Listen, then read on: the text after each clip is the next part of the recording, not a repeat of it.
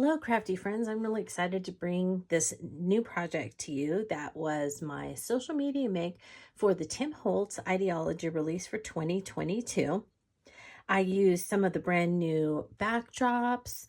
I used collage paper, the new square vignette boxes. I used new adornments. I used some of the great new ephemera and, oh, those really fun collage squares, the collage tiles. So I'm going to talk to you about how I made this piece because it's a little bit involved, but not too difficult, just a little bit time consuming if you want to make it. But I think that it makes an absolutely wonderful, not only decor piece, but it can be a great gift item for an adult, maybe friend, coworker, even a teen, for, say springtime or Easter or something like that. If you wanted to give someone a gift, that could be not only just a treat or a favor box, but it could also then be a decor piece that they could use for several months in the spring, to just bring them joy.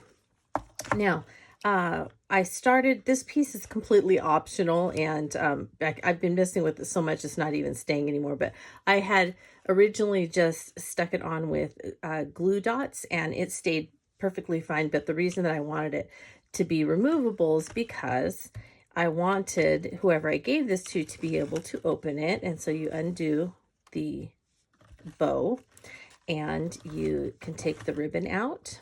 And this is just some of that crinkle ribbon. It's the rayon seam binding that you can get. It used to be from Hug Snug, but I heard they went out of business. So hopefully some of the other types that they have on the market can be used. And then I just used Kitsch Flamingo and some Vintage Photo to color that pink.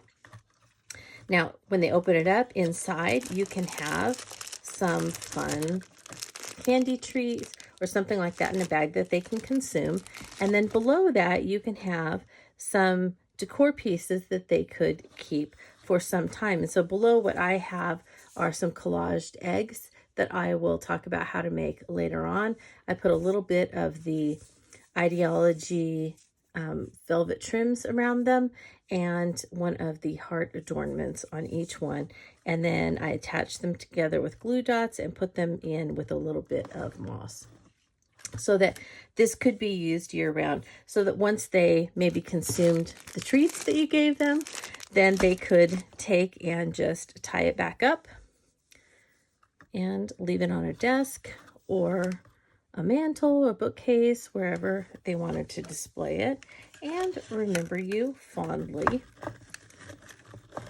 each time they look at it. And so that's basically how I did that. So very carefully just kind of pull that together, and then just tie a little bow and you're good to go. Now I tried to leave this and make sure that the bow was kind of more up front, so this was a little longer than the rest of them, because I wanted to be able to make sure that my ephemera tag would kind of hang down on the front so that they could see the encouragement to use their wings. All right, this is all from the new ephemera packet.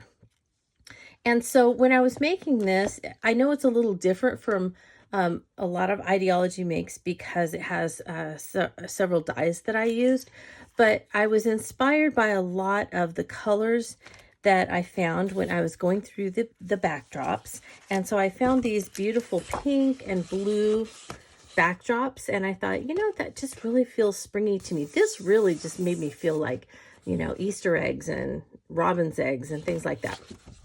So that's kind of what got this kind of started. And then when I was looking through the ephemera and I found this wonderful pink bingo card and lottery card, then I found this beautiful feather and the nests. There are two sizes of nests, this fun little piece of ephemera here. And I thought, that would make a really cute tag that I could put on something. And so then as I got to thinking and I went through and I looked at the beautiful collage tiles, and there are a lot that have, the browns and things, but there are a lot that have florals and that again went back to those beautiful pinks and the blues and spring feeling. And so I went through and I pulled a lot of them that had the pinks and the blues in them. And I pulled them out, and you get 2 of each style. So if I went through here, I would be able to find some with so there's this one that I used, this one with beautiful pinks and florals. And so as you go through, there are 2 of each, and I just took them and I put them on the outside of the box to carry through that beautiful pink and blue theme. That's the other thing that really inspired me to make this are the new Vignette Squares from Tim Holtz. And they come in 3 sizes. This is the large, this is the medium, and of course, this is the small. And so I decided to take the small one. And as I was kind of planning this project, and I was looking through and thinking about, well, what could I do that's kind of robin's egg themed and, maybe spring bird themed. And then I started thinking about nests and how that a lot of birds kind of nest. And so I was going to kind of put the nest down here and then try and put something up in the corner of them. And as I got to thinking, I thought, a lot of times birds put nests this way. And so I decided to build up from it this way instead of build it like I normally would. And so I used the etc. trims. So I'll talk about how I did that. And as you can see, I used all the small ones because this was the small box. I used the decorative trim dies from Sizzix also to go ahead and make the box a little bit deeper for this project, and to make the sides of a bird cage, because then I eventually decided, well, I wanted my nest in a cage. I went ahead and decided to use another die by Sizzix and Tim Holtz, and that is that cathedral window die 664974. And I cut out not only the chipboard to make the cathedral windows, but that's where the beautiful backdrops come in, is that I used these with the dies, in conjunction with the dies, to make this piece.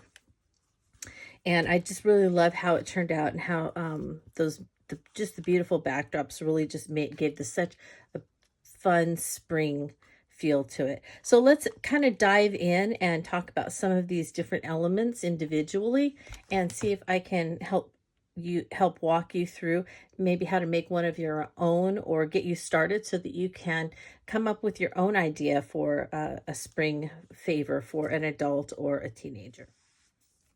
To begin with, you want to cut the cathedral windows to make the sides of your bird cage. I cut 4 out of a thin chipboard. You could also use the Sizzix Sizzlets mat board. That will work fine as well. And you're going to cut out 4 of them. Then you're going to cut out 1 partial piece, just this center archway area here. Okay. I'll try and show you on here. The center archway you want to cut out. So you just need a little piece of the chipboard to cut out. That's eventually, if you would like, it's going to be a door facade. This door doesn't actually work, but it'll be a little faux door that we're going to put on our cage. Once you've got the chipboard cut, we want to cover it. And so the insides of these, and it's kind of hard to see, I'll try and hold it up, but the inside is just black. And so I used the black craft stock that comes in the package. There's a whole package of it from Tim, is the black craft stock. So I cut that out for the inside of each side. And then I didn't have enough to cut out 4 on each of these. As you can see, there's not enough room to cut out 4 pieces. So I couldn't do an entire bird cage from 1 set of backdrops, because you only get 1 of each style of paper. So not a problem, because I was like, oh, I can totally use more of this fun backdrop paper. So I cut 2 out of the mottled. The front and the back of the bird cage are out of the mottled, and then the sides are out of that fun pink map paper. Now that's going to leave you some left over, and you're going to need that, because eventually you're going to be cutting some of the thicker etc. trims to go inside the cage, and then you're going to be cutting some for the fronts, but you're going to need 2 each of the thicker ones to go behind each side. So you will need 2 of the mottled and 2 of the map.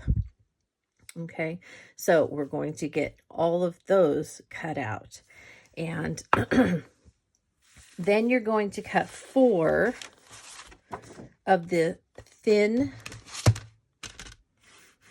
this is the decorative trims. You don't have to have this. You could, if you wanted, and you didn't have this, you could just kind of trace and cut these out. That's a lot of work, but you could do it. If you have this, it just makes it quicker and easier. So you're going to cut 2 of each of the thick ones from the mottled and the maps, okay? And then you're going to cut 4 of the thinner dies, okay? See how they line up, kind of like this. So you're going to cut 4 of the thin scalloped trims to go around all 4 sides. All right, we're not adhering any of those yet, but you're just, you know, while you're cutting, cut it all, okay? And then you have that done. So we'll come back to the trims in a few minutes, but once you have them cut, so 4 of the thin in the same, 2 of each in the thicker one, set them aside, and then you will have 2 in the mottled, 2 in the maps, and then that little extra piece that I had you cut just with the 2 arches, I had you cut that extra piece out of the chipboard. You also want to cut that little extra piece out of the pink, part of the pink also, because that's going to have a door that kind of coordinates with the whole piece. And again, this piece is optional. It doesn't really function, but it is a fun piece to add.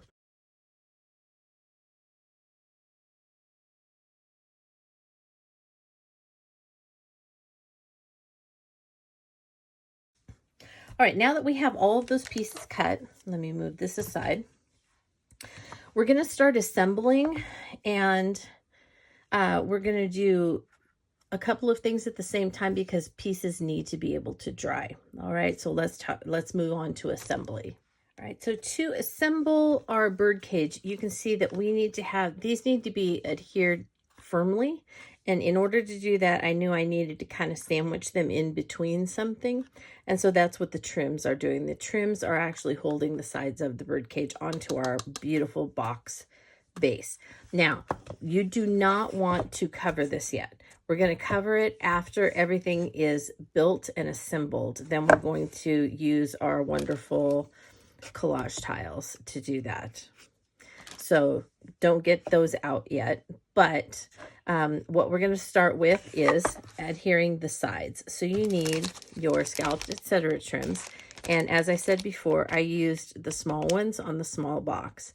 But if you have used the small ones on some other project and you only have some of the larger ones, it's fine. All you will have to do, and I'm going to set this large one aside, is trim.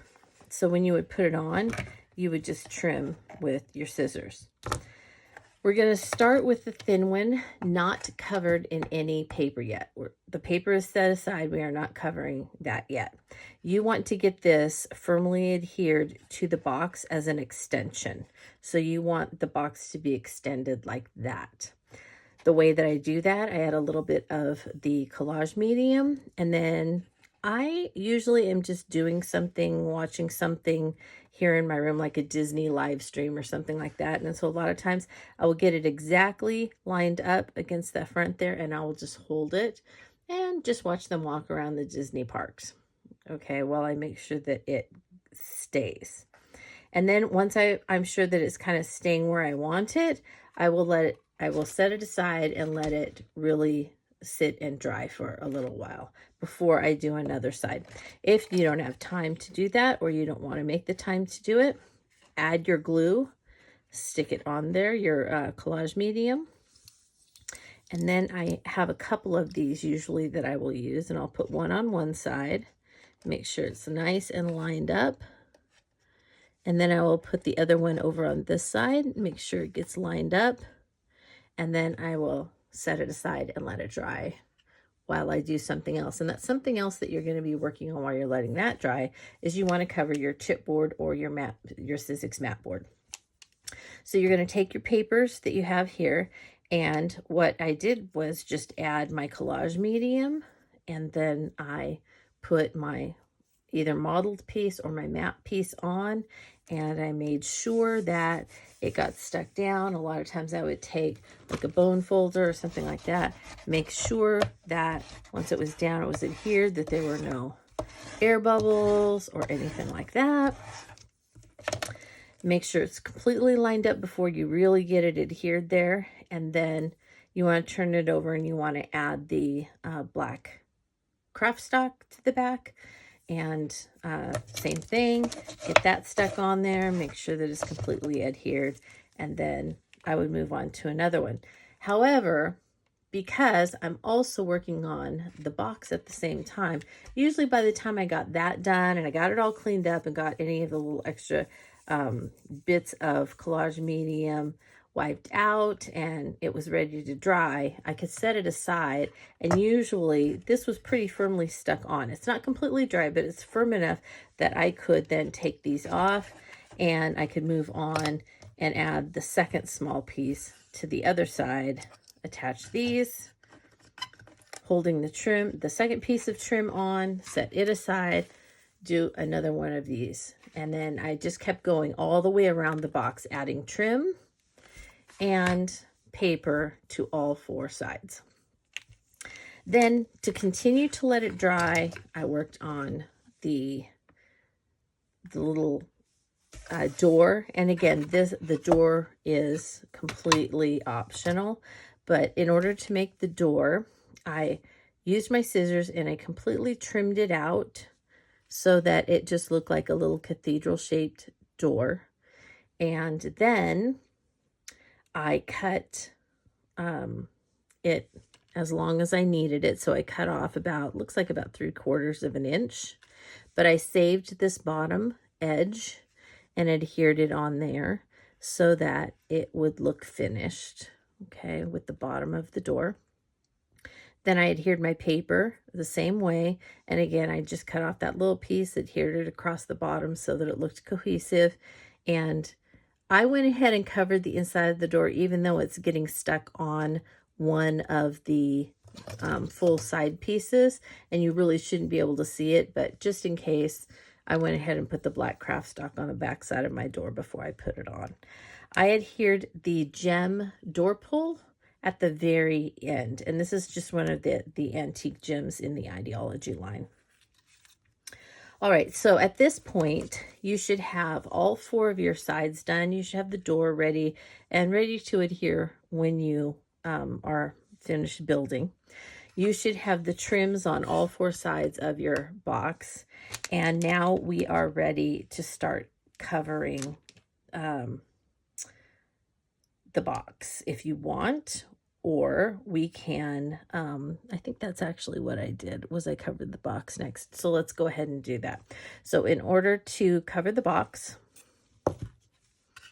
you are going to take, and remember you have your trims on there, you're going to go ahead and take the pink trims that you made and go ahead and adhere those to those and trim them in such a way that you really very closely cover up the corners as much as you can so that it doesn't really stand out if there are any imperfections. You can really cover that up when you add the trim covering to your corners, all right? Because when you're cutting with the scissors, these aren't going to look perfect, but you can really, you know, cover a whole bunch of things that way. Once you get the trims on, then you're going to go through and you're going to start taking your tiles and you're going to adhere those. And they are going to be a little longer. So pick the parts that you want because, you know, sometimes you may want part that's maybe closer down to the bottom area. So like if you put this on, maybe you want this blue and not so much of the red.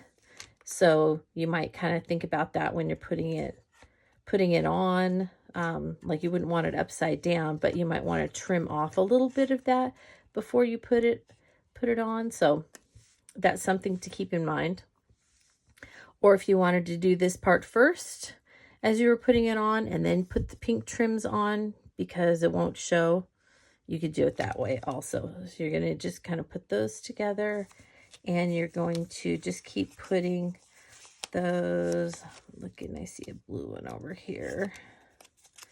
So I just went through and I picked out pinks and blues, and I went all the way around. And if I got to a part that was, and I actually started sometimes off like this because I actually folded it over corners and things like that when I was working, so that it just kind of went around those corners. And you can see here how I just went right around those corners. It didn't bother me at all. Okay. All right, so you have your trim on here, you have your paper on there, and now you're going to take one side, you're going to add some glue, you're going to put it just down far enough that that bottom edge gets covered up, but you don't want to go all the way down to the bottom. That just ends up being too short. So I put it just so that it was covered enough by the trim. So put some collage medium all along there, put it there, and I centered it because, as you can see, it doesn't go all the way to the edge. All right, but you really can't tell once you tie it that it doesn't go all the way to the edge. It's close enough. All right, so you want to center it when you're getting it on there. You're going to center it. And then again, because I'm just enjoying the time in my room, I went ahead and held it like that until it set up so that it wouldn't shift, because it shifts fairly easily. So I just held it.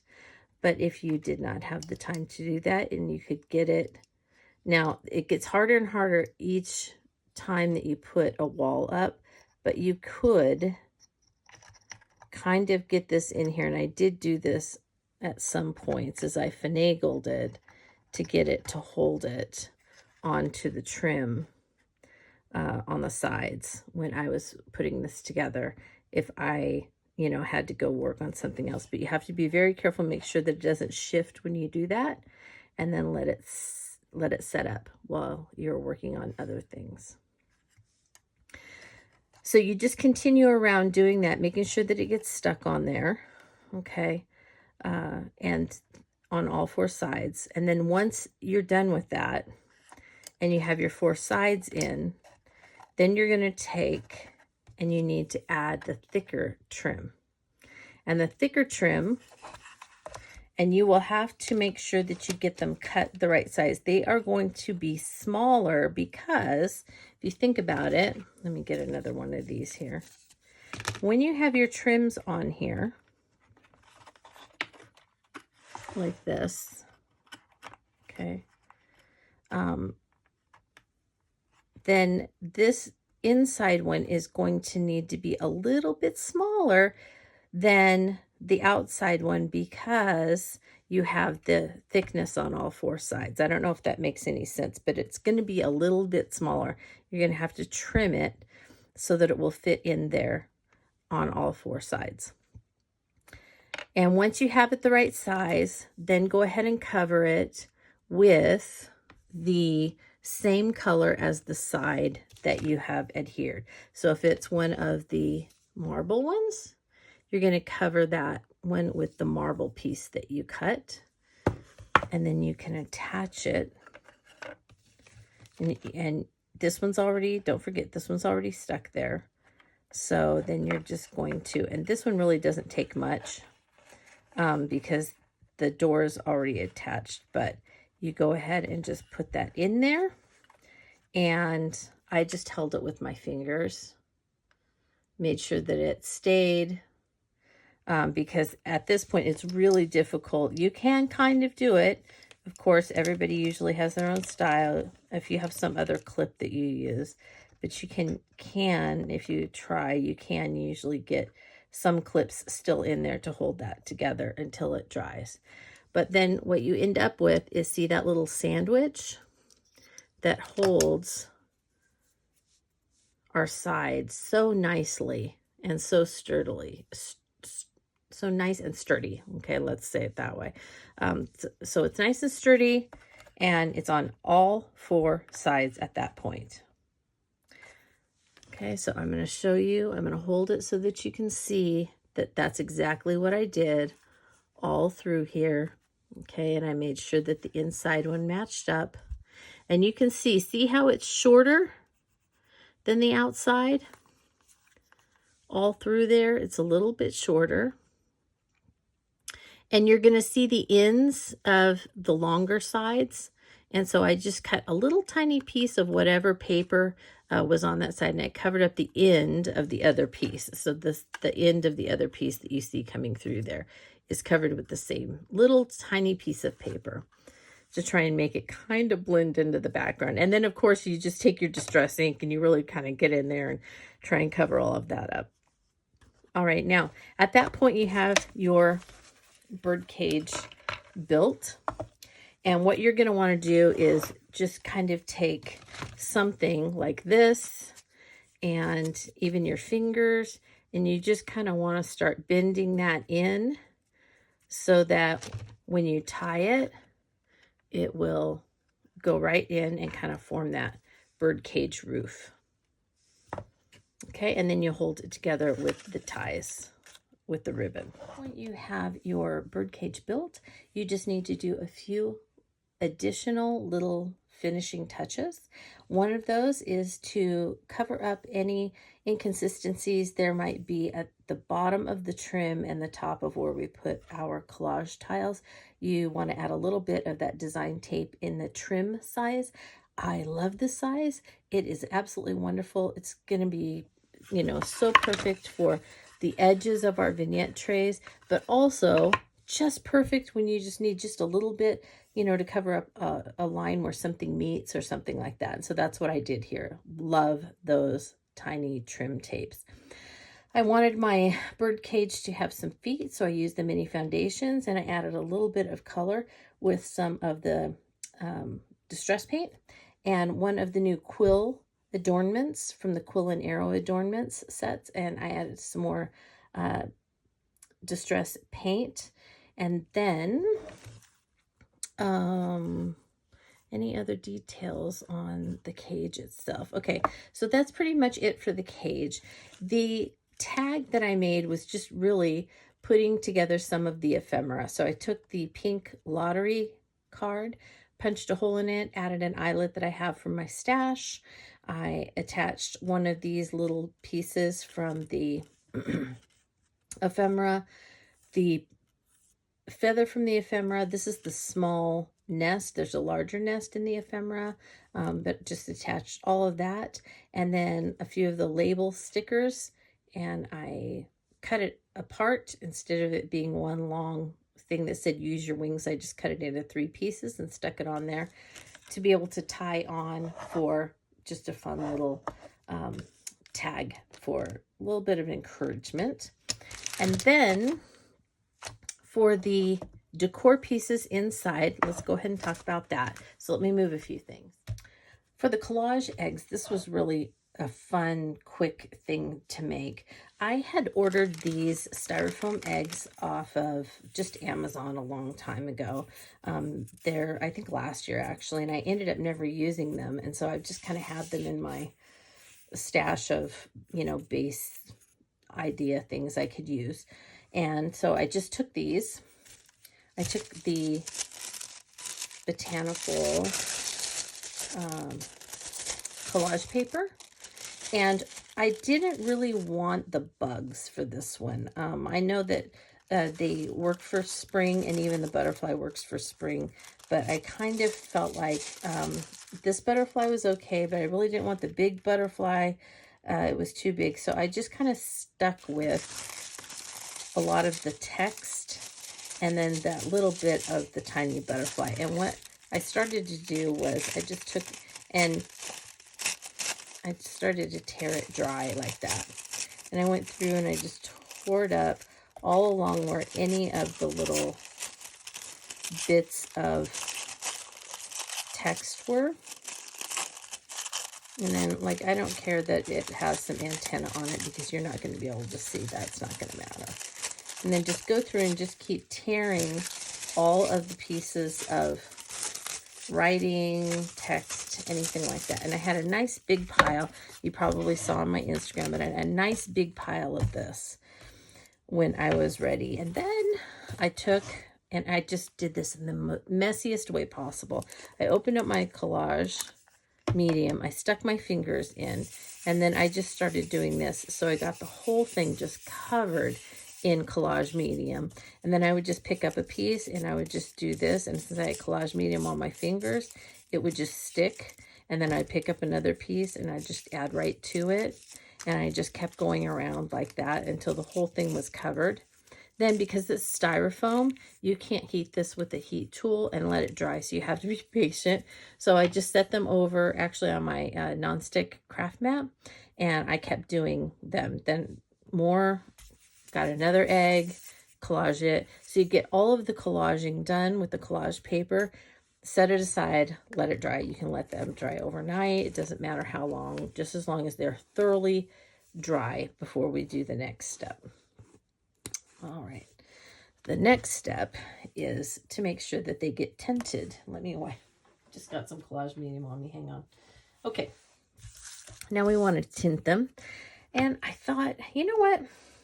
I want something that is, you know, again, the pink and that little bit of teal. And what came to mind were my mica crayons from I think the Christmas release. I think this was the seasonal release. So the Snow Flurries and Winterberry. I thought, oh, that will be perfect for on here. So I got those, and then I thought, you know, and I also might want it to be a little distressed. So I went ahead and grabbed Crooked Broomstick from the other seasonal release of the mica crayons. And then this was really very simple. Once these were completely dry, I went ahead and just took and just drew some of this on there, and then I spritzed a little bit of water onto my craft mat. I'd pick up a little bit of water from my on my fingers, and then I just rubbed it all around until it looked the way I wanted it to. Then let that dry. Did the same with the Winterberry. And then when I decided that I wanted it to be a little bit distressed, I took the Crooked Broomstick and I put it in a couple of places, and then went ahead and just dabbed it out with a damp finger so that it would look a little bit distressed. And that's all I did to make these little eggs. And then I decided, you know what, I want to add a little bit of something so that when they're sitting in there and I have, you know, we've taken out the candy and now we want something for people to be able to look at. Then I went ahead and put a little bit of the velvet trims around the middle of the eggs. And I added a heart adornment from the packet of heart adornments. I added different heart adornments. Now, because these are styrofoam, the heart adornment is heavy. And so if you just sit it down, look what happens. It just like rolls right over like that. And then it doesn't sit up nicely. So I had to stick them together, and then they flipped over when I was working on this and holding it up. But then I used my glue dots and I just stuck them together as a set of 3 so that I had a set of 3 eggs. And then when I laid them in my little nest of Spanish moss, then you have your velvet trims, you have your heart adornments, and your eggs that are sitting there in just such a lovely little arrangement for someone to look at once they've finished with the edible portion of their wonderful gift from you. Then they can sit and they can look at the eggs. They have their tag, and it's just a charming little piece that they can enjoy for the springtime season. So I hope that I answered any questions that you might have about this quick little decor piece. It doesn't take as long as you might think, but it is a little bit labor, like I said, labor intensive. And a lot of that is because you have to kind of finagle pieces into place, and then you need to make sure that you have things that hold them there until they dry. And then once that's done, you can just have so much fun just finishing all the little decorative pieces and putting it all together so that one of your friends or whoever can really enjoy it. And if I were going to give this to someone, I would probably hot glue these into place so that they didn't move around all that much. All right. So I would say that I would probably go ahead and add some hot glue so that they stay in place if the person, you know, kind of moves it and opens it up. But there you go. Quick little Idea-ology birdcage made from the new Vignette Squares, the gorgeous new baseboard papers, and collage tiles. Can't forget those. Absolutely love those. And then bringing in some of the older pieces with our heart vignettes, our collage paper, and even some of our seasonal ranger things to finish this piece out. As always, if you have any questions, please go to the right-hand side of my blog, playswellwithpaper.blogspot.com, and you can contact me through my blog, and I will be glad to try and answer any questions I can. Thank you so much for stopping by, and I'll see you with the next tutorial soon. Have a crafty day.